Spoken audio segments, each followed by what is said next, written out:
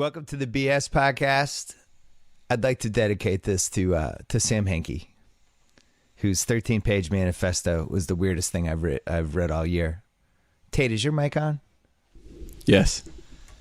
Tate, how long did it take you to read the 13-page manifesto? It was just more of like a brief. I'm a skimmer.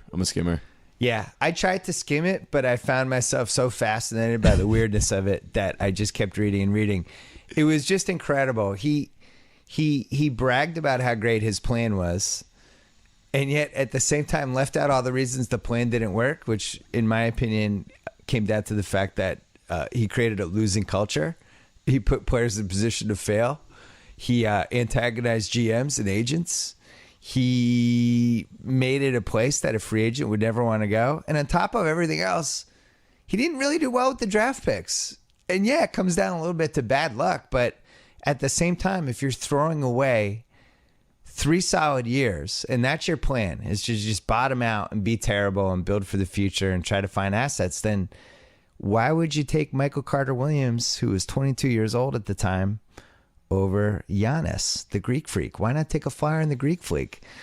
Why not, instead of taking Joel Embiid, which I thought was the right pick, but if you think you're going to suck for 3-4 years, why not trade backwards with the Celtics, who were offering the 6th pick and one of the Brooklyn picks, and just try to add assets? And last year, why would you take Okafor instead of Porzingis, who had the highest upside, or trade backwards in a really deep draft and try to pick up more assets? Why are you trying to build a team around Okafor, Nerlens Noel, and Joel Embiid when they're all big guys in a league where everything is drifting to small ball? Why aren't you using all your cap space to make deals to add assets from other people, like with the way the Celtics were able to trade for Isaiah Thomas? Why are you letting people like Evan Turner just leave? Don't you want to just give people like that a flyer, try them out for the rest of the year? Like, I didn't really understand the logic behind anything he did, and I think he antagonized a lot of people. At the same time, I don't think the logic of what he was trying to do from a big picture standpoint was all that terrible, because in the NBA, you either want to bottom out or you want to go for the title. You don't want to be in the middle. I get it. I just think he did a bad job executing that plan. Tate, what do you think? Yeah, if you draft Jahlil Okafor, I mean, the guy doesn't even play defense. They had nothing. I don't even understand what the whole plan was in general. Like, when you were drafting those guys, it's like, sure, they're the most talented person, I guess, but like, they can't play basketball together. It wasn't even a basketball move. It was all on paper. It didn't make sense. He wasn't putting together a basketball team. He was just collecting assets and making trades that in a vacuum made a ton of sense. The Drew Holiday trade made a ton of sense. Trading for the Sacramento pick swaps and taking on a bad contract, that made sense. Taking a flyer on Embiid, that made sense. Okafor, I guess, made sense if you were just thinking he was an asset, but with the collection of players they had, it made no sense whatsoever. Stockpiling 1 million second-round picks, I guess that made sense. I don't know how many you need, but just collectively, it didn't make sense. There was no overall plan. It was just like, we're just going to be terrible every year, and we're just collecting assets, and we don't know what we're going to do with them. But when you trade Michael Carter-Williams and you let Evan Turner go, and you make every player on that team feel like they're just an asset and they're not actually part of something that's building towards something, that's a terrible idea. And, you know, after 3 years, I think whether you agreed with what Hinkie did or not, after 3 years, you look at that roster and they don't have one guaranteed blue chipper on it. Tate, that's amazing. Yeah. They don't have one guaranteed blue chipper on that roster. Nerlens Noel, is he even a starter? He's an athlete that doesn't really know how to play basketball yet. He doesn't know what he's doing. I guess he could be Bismack Biyombo in 5 years? Maybe. Okafor, I like him. He's a low post guy. I'm not totally sure where he fits in the current NBA. I mean, basically he's Brook Lopez. Or Al Jefferson. Yeah, okay. You'd have to put the right kind of team around him.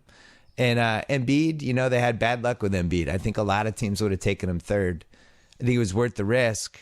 Bad luck to some degree, but he also, you know, picked the wrong guys. And you could argue about, well, the odds, but it just didn't work. And now you're looking at the best asset they have is their draft pick for this year. So the question is, could anybody have just been, hey, guys, we're going to lose 10 games a year and done a worse job than this? I'm not sure. it was definitely a fascinating experiment. I'm sure it'll be a documentary at some point because we've never seen a team be that bad for 3 straight years. It's just never happened in the history of the NBA as far as I can remember.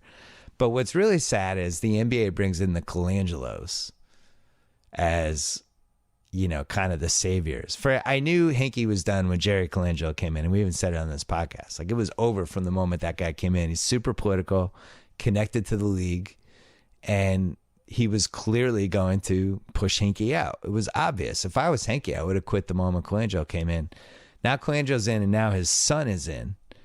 Brian Colangelos. They are both Colangelos, which is hilarious on a variety of levels. Brian Colangelo is one of those. He signed Steve Nash, which was very smart.